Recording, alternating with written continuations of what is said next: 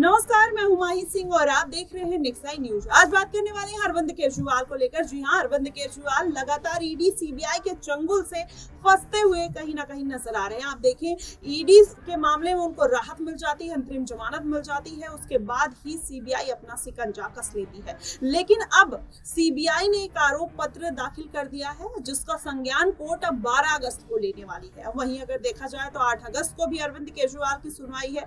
आज भी एक मामले में एक याचिका पर उनकी सुनवाई हो सकती है। तो देखिए किस तरीके से एक जाल में कहीं ना कहीं अरविंद केजरीवाल फंसते नजर आ रहे हैं। 40 करोड़ का मामला अब गोवा के चुनाव का फिर से निकलता हुआ नजर आ रहा है। अब सीबीआई ये दावा करती हुई नजर आ रही है कि अब अरविंद केजरीवाल के केस में अलग अलग परतें खुलती हुई नजर आ रही हैं और उसमें कहीं ना कहीं अलग अलग सबूत मिल रहे हैं।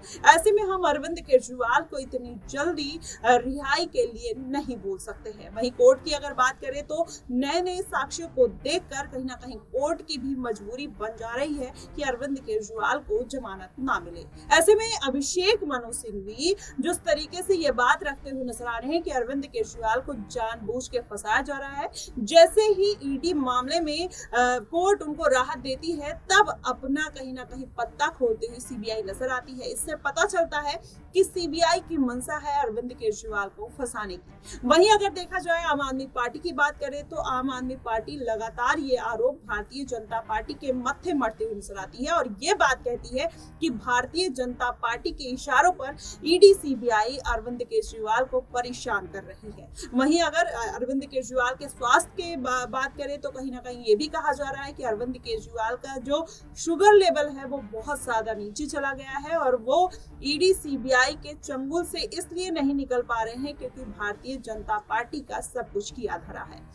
ऐसे में अरविंद केजरीवाल विधानसभा चुनाव से पहले अगर जेल से बाहर नहीं आएंगे तो जाहिर तौर पर उनकी मुश्किलें बढ़ेंगी। वहीं मनीष सिसोदिया की बात करें तो मनीष सिसोदिया भी 16 महीने से जेल में बंद हैं। आज भी उनकी याचिका पर सुनवाई हो सकती है। इसके पहले के कविता और मनीष सिसोदिया को जो उनकी याचिका थी उसकी सुनवाई 5 अगस्त तक बढ़ा दी गई है। वीडियो कॉन्फ्रेंसिंग के जरिए दोनों को जेल से जोड़ा गया था। तो ये पूरा मामला अगर देखा जाए तो कहीं ना कहीं आम आदमी पार्टी की मुश्किलें बढ़ाने वाला है। लेकिन अभिषेक मनु सिंघवी जिस तरीके से प्रयास करते हुए नजर आ रहे हैं ईडी मामले में अरविंद केजरीवाल को बड़ी राहत दिला देते हैं, उनको अंतरिम जमानत भी मिल जाती है। क्या सीबीआई मामले में भी अब देखा जाए तो अभिषेक मनु सिंघवी केजरीवाल को बचाते हुए नजर आएंगे या इस बार के जो विधानसभा चुनाव है वो सुनीता केजरीवाल के मत्थे मर दिया जाएगा और वही इस बार की पूरी रणनीति बनाते हुए नजर आएंगे। वहीं अरविंद केजरीवाल ने हरियाणा विधानसभा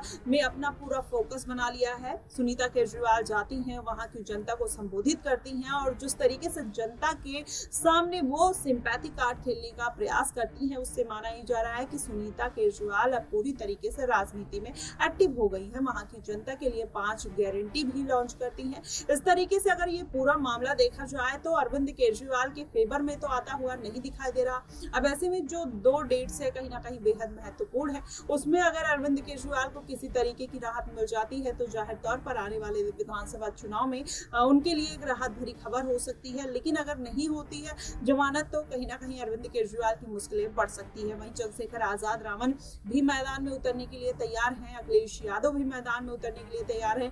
इंडिया गठबंधन के साथ अरविंद केजरीवाल ने गठबंधन तोड़ दिया है, तो क्या फिर से अरविंद केजरीवाल की मजबूरी बनेगी किसी के साथ गठबंधन में जाने की? क्योंकि उत्तर प्रदेश में जिस तरीके से गठबंधन में रहकर फायदा देखने को मिला है, अखिलेश यादव और राहुल गांधी को नेता प्रतिपक्ष के रूप में दोनों सामने आए हैं।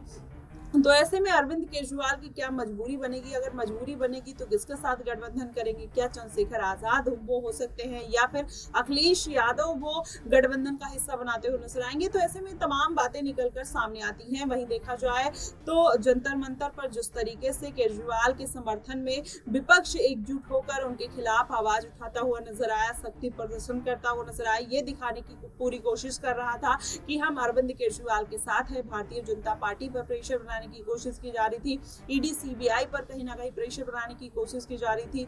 सुनीता केजरीवाल जाती हैं खड़गे और के घर पर मदद मांगती है कि अरविंद केजरीवाल का जो मुद्दा है वो सदन में भी उठाया जाए। तो इस तरीके की पूरी रणनीति तैयार करने की कोशिश कहीं ना कहीं अरविंद केजरीवाल के पक्ष में की जा रही है, लेकिन इससे कितना राहत मिलता हुआ नजर आएगा ये देखना दिलचस्प होगा। फिलहाल अभी तो ऐसा माना जा रहा है कि अरविंद केजरीवाल को इस बार के जो डेट्स दी गई हैं कोर्ट की तरफ से उसमें बड़ी राहत देखने को मिल सकती है। देखना दिलचस्प होगा कि वाकई में राहत मिलेगी या फिर अरविंद केजरीवाल विक्टिम साबित होते हैं। और अगर अरविंद केजरीवाल का जो पूरा मामला ये निकल कर आ रहा है 40 करोड़ का, अगर उसमें पुख्ता सबूत मिल जाते हैं तो जाहिर तौर पर अरविंद केजरीवाल जेल से बाहर नहीं आ पाएंगे। लेकिन आपको क्या कुछ लगता है कि क्या अरविंद केजरीवाल वाकई में मेन विक्टिम है या फिर उनको फंसाने की कोशिश की जा रही है? आप हमें कमेंट बॉक्स में जरूर बताइएगा। फिलहाल के लिए बस इतना ही। देश और दुनिया की तमाम खबरों के लिए हमारे साथ बने रहिएगा नेक्स्ट 9 न्यूज पर।